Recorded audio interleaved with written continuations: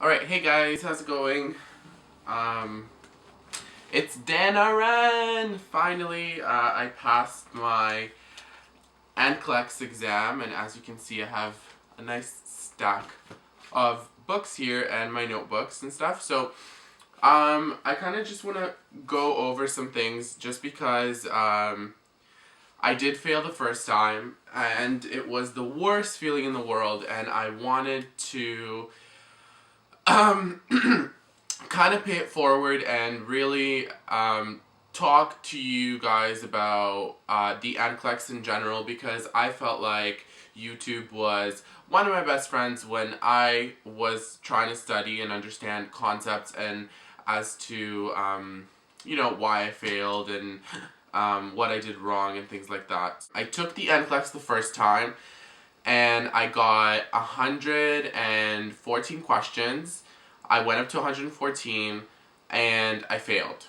So the first time when I wrote the exam, what I didn't do is I didn't take it seriously, and that's the worst thing that you can do to yourself, is not take this exam seriously, because a lot of us go through school, through university, we get our degrees, and then we say to ourselves, we were in school and we know so much, and how much more can we learn when we just passed with honors our nursing school and we got amazing grades and we're so smart, and why aren't we passing this? So the NCLEX exam is very, very different. I signed up with UWorld.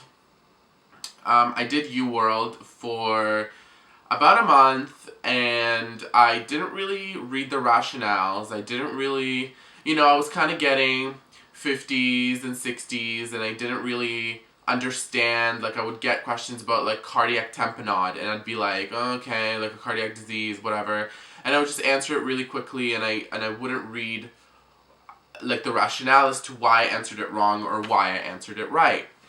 And that's one of the biggest mistakes I've made. I also didn't really truly understand lab values. Now, it's one thing to know your lab values, but it's another thing to understand why it's high, why it's low, and what could possibly happen if your lab values are high or low. I also did Hearst Review, and Hearst Review is a fabulous program. It's really, really good. However, again, I didn't take the video seriously. I went through the book, so they have a little kind of like a fill in the blanks as you go along. Highly recommend it, because for some people who can't read concepts, I definitely, used Hearst Review in order to listen to the lecture instead of sort of reading about it. I took about a month, to be honest with you guys. I took about a month and a half, even maybe, to just do whatever. I didn't really do anything, to be honest. I just kind of moped around and had a really big pity party, and yeah, so that was, yeah.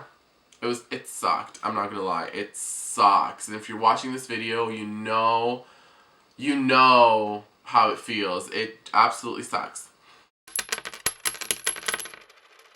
First thing I did was I completely sort of, all the notes that I did before, everything that I did before, I kind of put aside, and I started from the beginning, from square one.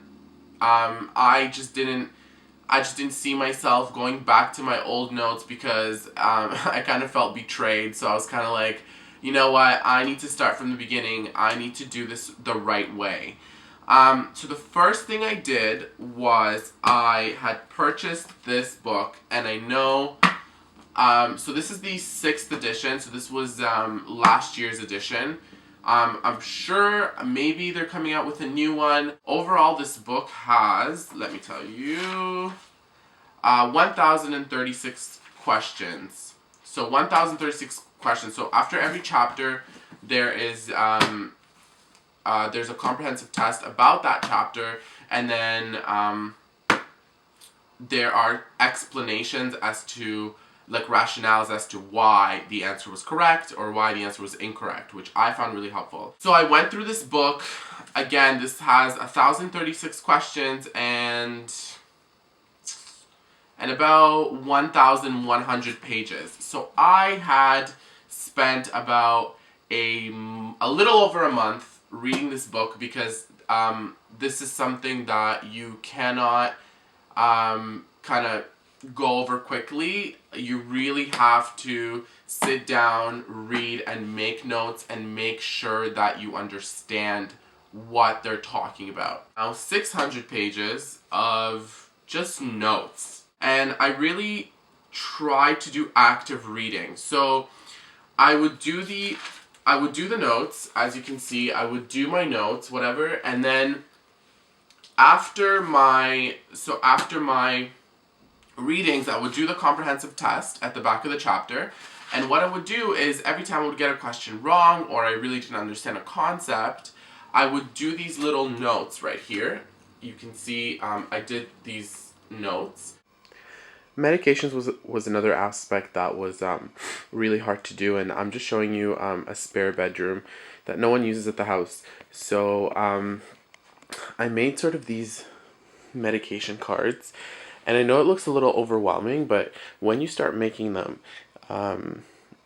it actually gets easier with time. So it would have the medication. Oh, camera, work with me. Have the medication, and on the back it would have the adverse effects and like what's it used for and stuff like that.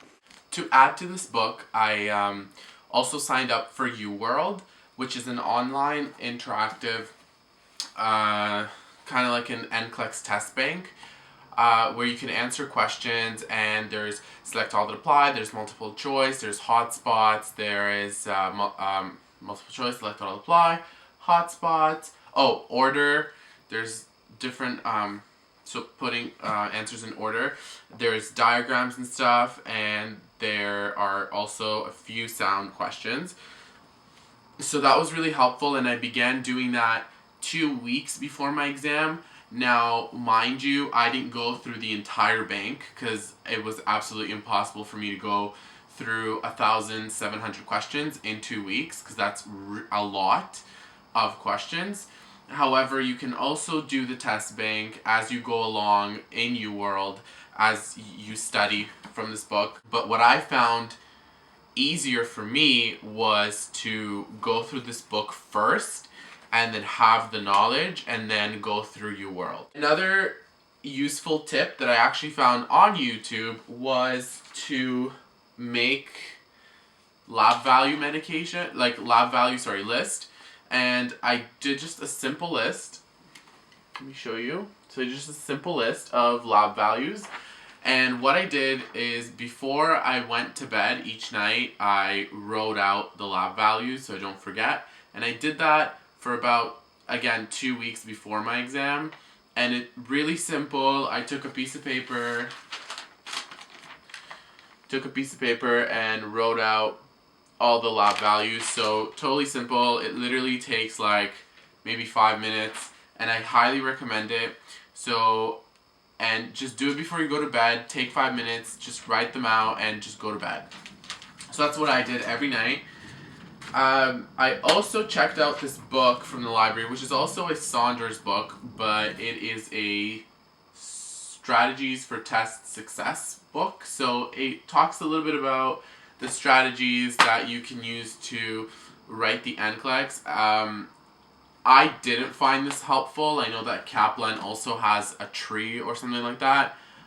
I don't think these books are helpful because they're not always right, and it's really depends on your core knowledge in order to get these questions right.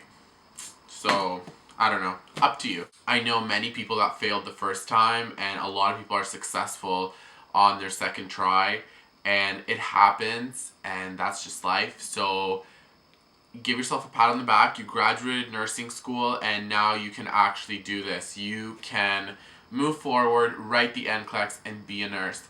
Best of luck to you guys. If you have any questions, I'm going to try to scan or maybe even type up some of these notes and post them up. Just leave your email below, and maybe I'll either post it with a link or I will email it. These are not copyrighted, so feel free to use them and share with your friends. I believe sharing is caring, so do that. Take as much time as you want, as you need for each question. What I did is I closed the timer on the test so that it's not a distraction, because the first time I had it open and I was kind of worried that I won't make it, and so I was answering questions really fast. But take your breaks, go to the bathroom, and don't worry what other people are doing. Worry about what you're doing, and it doesn't matter who got what type of questions. Best of luck. I love you guys. Keep watching. I'm gonna post another video about select all that apply questions and how to answer them. So stay tuned and like and subscribe, and bye.